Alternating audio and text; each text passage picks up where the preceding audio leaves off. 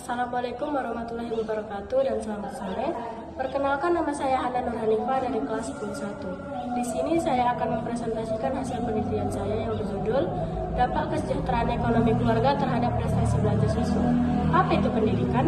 Pendidikan merupakan salah satu faktor penting dalam meningkatkan kualitas sumber daya manusia. Melalui pendidikan, seseorang dapat memperoleh pengetahuan, keterampilan, serta pengalaman yang berguna bagi masa depan. Namun sayangnya, tidak semua siswa mendapatkan kesempatan belajar yang sama. Salah satu faktor yang mempengaruhi proses pendidikan adalah kondisi ekonomi keluarga. Tidak semua keluarga memiliki kondisi ekonomi yang baik.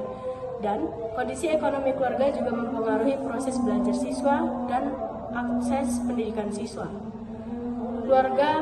Siswa dari keluarga yang kurang mampu memiliki hal yang dapat menghambat belajar siswa.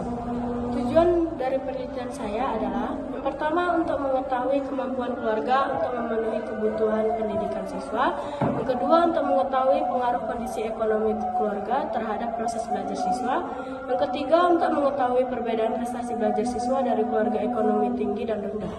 Yang pertama, upaya meningkatkan kebutuhan prestasi siswa. 1. Program bantuan pendidikan seperti KIP. KIP atau Kartu Indonesia Pintar merupakan bantuan dari pemerintah untuk masyarakat miskin maupun rentan miskin.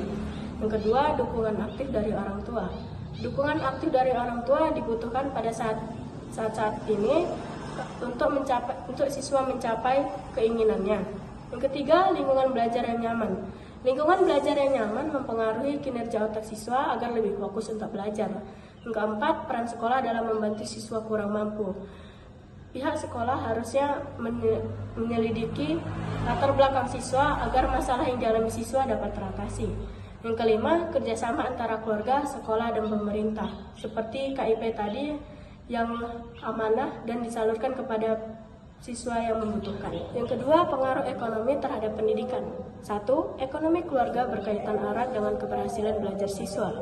Keberhasilan belajar siswa dapat lebih baik jika mereka mendapatkan bimbingan belajar yang lebih bagus dari orang tuanya. Yang kedua, keluarga dengan ekonomi baik lebih mudah memenuhi fasilitas belajar. Fasilitas belajar meliputi buku, alat tulis, meja belajar, penerangan, dan bimbingan belajar. Yang ketiga, perbedaan prestasi belajar. Prestasi belajar dari keluarga ekonomi tinggi yaitu fasilitas belajar lebih lengkap karena keinginan anak untuk membeli sesuatu barang langsung terpenuhi. Yang kedua, motivasi belajar lebih tinggi. Yang ketiga, kesempatan mengikuti les atau bimbingan belajar yang bagus. Dari ekonomi rendah, yang pertama yaitu akses pendidikan terbatas. Kedua, tekanan psikologis lebih besar.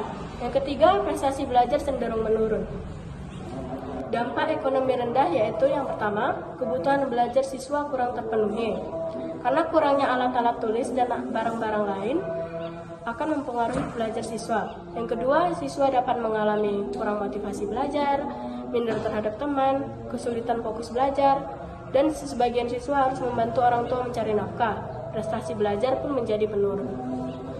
Kesimpulan dari presentasi saya kali ini adalah kesejahteraan ekonomi keluarga merupakan faktor penting yang memengaruhi prestasi belajar siswa.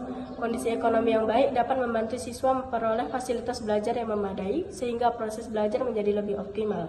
Sebaliknya, kondisi ekonomi yang rendah dapat menimbulkan berbagai hambatan dalam belajar, baik dari segi fasilitas, motivasi, maupun kondisi psikologi siswa. Sekian dari saya, terima kasih.